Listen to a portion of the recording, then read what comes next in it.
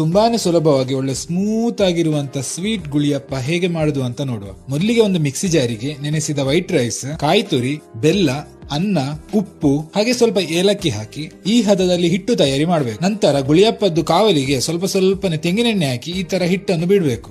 ಒಂದು ಸ್ವಲ್ಪ ಹೊತ್ತು ಇದನ್ನು ಹೀಗೆ ಮುಚ್ಚಿ ಬೇಯಿಸಿದ್ರೆ sweet guliyappa ready. Detailed recipe caption ನಲ್ಲಿ ಉಂಟು. ಇಂಥದ್ದು ವಿಡಿಯೋಗಳಿಗೆ ಉಚ್ಚಿಲ್ಸ್ ಕಿಚನ್ ಅನ್ನು ಫಾಲೋ ಮಾಡಿ. ನಮಸ್ಕಾರ. ಹಾಲು ಒಬ್ಬಟ್ಟು ಅಂದರೆ ಯಾರಿಗಿಷ್ಟ ಆಗಲ್ಲ. ಚಿಕ್ಕ ವಯಸ್ಸಿಂದಲೂ ತಿನ್ಕೊಂಡು ಬಂದಿರೋ ಸ್ವೀಟಲ್ಲಿ ತುಂಬಾ ರುಚಿಕರವಾದ ಈ ಸ್ವೀಟು ಪೂರಿ ಮೇಲೆ ಡ್ರೈ ಫ್ರೂಟ್ಸು, ಹಾಲು ಹಾಗೆ ತುಪ್ಪನ ಹಾಕಿ ತಿಂತಿದ್ರೆ ಅದರ ಟೇಸ್ಟೇ ಬೇರೆ. ಮೊದಲಿಗೆ 1 ಕಪ್ಪು ಗಸಗಸೆ ಹಾಗೆ ಸ್ವಲ್ಪ ಕಡಲೆಪಪ್ಪನ ಹಾಕೊಂಡು ಹುರಿದು ಸಡಲಿಟ್ಕೋಬೇಕು. ನಂತರ ಹಿಟ್ಟು ಕಲಸಕ್ಕೆ 1 ಕಪ್ಪು ಮೈದಾ, 1 ಕಪ್ ಗೋಧಿ, ಚಿರೋಟಿ ರವೆ, ಸೋಡಾ, ಉಪ್ಪನ್ನ ಹಾಕೊಂಡು ಡ್ರೈ ಮಿಕ್ಸ್ ಮಾಡಿ ಸ್ವಲ್ಪ ನೀರನ್ನ ಹಾಕೊಂಡು ಚಪಾತಿ ಹಿಟ್ಟನ್ನ ಅದಕ್ಕೆ ಕಲಸಿ 1 ಸ್ಪೂನ್ ಎಣ್ಣೆ ಹಾಕಿ ಇದನ್ನು ಅರ್ಧ ಗಂಟೆ ರೆಸ್ಟಿಗೆ ಬಿಡಬೇಕು. ನಂತರ ಹಾಲು ಮಾಡ್ಕೊಳ್ಳೋಕೆ 2 ಕಪ್ ಹಸಿ ಕೊಬ್ಬರಿ, ಹುರಿದಿರೋಂಥ ಗಸಗಸೆ, ಕಡಲೆಪಪ್ಪು, ಗೋಡಂಬಿ, ಬಾದಾಮಿ, ಏಲಕ್ಕಿನ ಹಾಕಿ ನೀರು ಹಾಕೊಂಡು ನುಣ್ಣಗೆ ರುಬ್ಕೋಬೇಕು. ನಂತರ ಹಾಲ್ಗೆ ಸ್ವಲ್ಪ ನೀರನ್ನ ಇಟ್ಟು ಕಾಯುವಾಗ ನಾವು ರುಬ್ಬಿರೋ ಕೊಬ್ಬರಿನಿದೆಲ್ಲ ಅದನ್ನು ಹಾಕಿ ಸಡಲ್ ಹಾಗೆ ಬೆಲ್ಲನ ಕರಗಿಸ್ಕೊಂಡು ಸೋದಿಸ್ಕೋಬೇಕು. ನಿಮ್ಮ ಸಿಹಿಗೆ ತಕ್ಕ ಹಾಗೆ ಒಂದು 5ರಿಂದ 10 ನಿಮಿಷ ಹಸಿ ಸ್ಮೆಲ್ ಹೋಗೋರು ಕುದಿಸ್ಕೊಂಡ್ರೆ ಹಾಲು ರೆಡಿ. ಅರ್ಧ ಗಂಟೆ ಅಷ್ಟಲ್ಲಿ ಹಿಟ್ಟೆಲ್ಲ ಚೆನ್ನಾಗಿ ನೆಂದಿರುತ್ತೆ.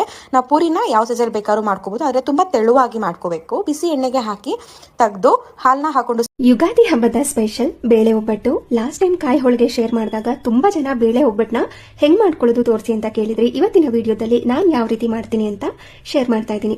ಮೊದಲಿಗೆ ಒಂದು ಪಾತ್ರೆಗೆ 1 ಕಪ್ನಷ್ಟು ಕಡಲೆಬೇಳೆನ ಹಾಕಿ ಚೆನ್ನಾಗಿ ಅದನ್ನ ವಾಶ್ ಮಾಡಿ ಅದಕ್ಕೆ ಬೇಯುವಷ್ಟು ನೀರನ್ನ ಸೇರಿಸಿ ಬೇಯೋದಕ್ಕೆ ಇಟ್ಕೋತೀನಿ.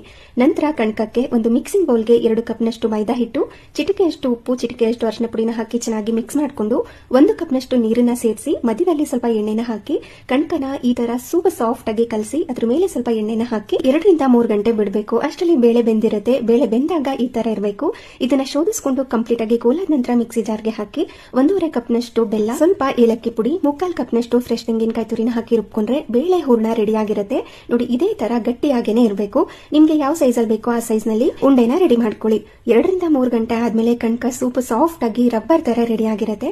ಒಂದು ಬಾಳೆಲೆಗೆ ಸ್ವಲ್ಪ ತುಪ್ಪ ಅಥವಾ ಎಣ್ಣೆನ ಹಚ್ಚಿ ಈ ತರ ಕಣಕನ ಹಾಕಿ ಸ್ಪ್ರೆಡ್ ಮಾಡಿ ಮಧ್ಯದಲ್ಲಿ ಬೇಳೆ ಹೂರ್ಣನ ಹಾಕಿ ಕ್ಲೋಸ್ ಮಾಡ್ಕೊಂಡು ನಿಮ್ಗೆ ಎಷ್ಟು ಅಗಲವಾಗಿ ಬೇಕೋ ಅಷ್ಟು ಅಗಲಕ್ಕೆ ಒಬ್ಬಟ್ಟನ್ನ ತಟ್ಕೋಬಹುದು. ನಂತರ ಕಾದಿರುವಂತ ಹೆಂಚ್ ಮೇಲೆ ಹಾಕಿ 2 ಸೈಡು ತುಪ್ಪ ಅಥವಾ ಎಣ್ಣೆನ ಹಾಕಿ ಬೇಯಿಸ್ಕೊಂಡ್ರೆ ಒಬ್ಬಟ್ಟು ರೆಡಿ ಆಗಿರುತ್ತೆ. ಈ ತರ ತಟ್ಟೋದಿಕ್ ಬರೋದಿಲ್ಲ ಅಂತಂದ್ರೆ ಪ್ಲಾಸ್ಟಿಕ್ ಶೀಟ್ ಮೇಲೆ ಎಣ್ಣೆನ ಹಚ್ಚಿ ಈ ತರ ಸಹ ನೀವು ಮಾಡ್ಕೋಬಹುದು. ಎಷ್ಟು ತೆಳುವಾಗಿ ಬೇಕು ಅಷ್ಟು ತೆಳುವಾಗಿ ಈ ತರ ಸ್ಪ್ರೆಡ್ ಮಾಡ್ಕೊಂಡು ಹೆಂಚ್ ಮೇಲೆ ಹಾಕಿ ಬೇಯಿಸ್ಕೊಂಡ್ರೆ ಸಕ್ಕ ಟೇಸ್ಟಿಯಾಗಿ ತುಂಬಾ ಸಿಂಪಲ್ ಆಗಿ ಮಾಡ್ಕೊಳ್ಳೋ ಬೇಳೆ ಒಬ್ಬಟ್ಟು ರೆಡಿ. ಗರಿಗರಿಯಾಗಿರುವಂತಹ ಅಷ್ಟೇ ರುಚಿಕರವಾಗಿರೋ ಈ ಮೆದು ವಡನ ಮಾಡ್ತಾ ಇದ್ದೀನಿ. ಇದನ್ನ ಮಾಡೋದಕ್ಕೆ ನೆನ್ಸೋದ್ ಬೇಡ, ಹಾಗೆ ರುಬ್ಬೋದ್ ಬೇಡ. ಕೇವಲ 15 ರಿಂದ 20 ನಿಮಿಷದಲ್ಲಿ ಈ ಮೆದು ವಡನ ಮಾಡ್ಕೋಬಹುದು. ನಾನಿಲ್ಲಿ ಕಡಾಯಿಗೆ 3 ಕಪ್ ಆಗುವಷ್ಟು ನೀರನ್ನ ಸೇರಿಸ್ಕೊಂಡು ರುಚಿಗೆ ಎಷ್ಟು ಬೇಕೋ ಅಷ್ಟು ಉಪ್ಪನ್ನ ಹಾಕಿ ನೀರನ್ನ ಕುದಿ ಬರೋದಕ್ಕೆ ಬಿಟ್ಟಿದ್ದೀನಿ. ಕುದಿ ಬಂದ್ಮೇಲೆ 1.5 ಕಪ್ ಆಗುವಷ್ಟು ಚಿರೋಟಿ ರವೆನ ಹಾಕೊಂಡು ಗಂಟೆ ಇಲ್ದಿರೋ ರೀತಿ ಮಿಕ್ಸ್ ಮಾಡಿ ಒಂದು ಲಿಡ್ನ ಕ್ಲೋಸ್ ಮಾಡಿಕೊಂಡು 5 ನಿಮಿಷ ಬೇಯಿಸಿ ಸ್ವಲ್ಪ ಚಿಲ್ಲಿ ಫ್ಲೆಕ್ಸ್ ಹಾಗೆ ಹಸಿ ಮೆಣಸಿನಕಾಯಿ, ಸಣ್ಣದಾಗಿ ಕಟ್ ಮಾಡಿರೋ ಶುಂಠಿ, ಸಣ್ಣದಾಗಿ ಕಟ್ ಮಾಡಿರುವಂತಹ ಕರಿಬೇವಿನ ಸೊಪ್ಪು, ಸ್ವಲ್ಪ ಕೊತ್ತಂಬರಿ ಸೊಪ್ಪು ಇದನ್ನೆಲ್ಲ ಸೇರಿಸಿ ಚೆನ್ನಾಗಿ ಮಿಕ್ಸ್ ಮಾಡಿಕೊಂಡು ಸ್ವಲ್ಪ ತಣ್ಣಗಾಗೋದಕ್ಕೆ ಬಿಟ್ಟು ತಣ್ಣಗಾದ್ಮೇಲೆ ಅರ್ಧ ಕಪ್ ಆಗುವಷ್ಟು ಹುಳಿ ಮೊಸರು, 2 ಸ್ಪೂನ್ ಆಗುವಷ್ಟು ಎಣ್ಣೆನ ಹಾಕೊಂಡು ಚೆನ್ನಾಗಿ ಹಿಟ್ಟನ್ನ ನಾದಿ ನಾನು ತೋರಿಸೋ ರೀತಿಯಾಗಿ ವಡ ಶೇಪ್ ಅಲ್ಲಿ ಮಾಡ್ಕೋಬೇಕು. ನಂತರ ಹದವಾಗಿ ಕಾದಿರುವಂತಹ ಎಣ್ಣೆಗೆ ಒಂದೊಂದೇ ಮೆದು ವಡಗಳನ್ನ ಹಾಕೊಂಡು ಬಣ್ಣ ಬರೋವರೆಗೂ ಈ ರೀತಿ ಡೀಪ್ ಫ್ರೈ ಮಾಡ್ಕೊಂಡ್ರೆ ರುಚಿಯಾಗಿರುವಂತಹ ರವಾ ಮೆದು ವಡ ರೆಡಿ ಆಗುತ್ತೆ.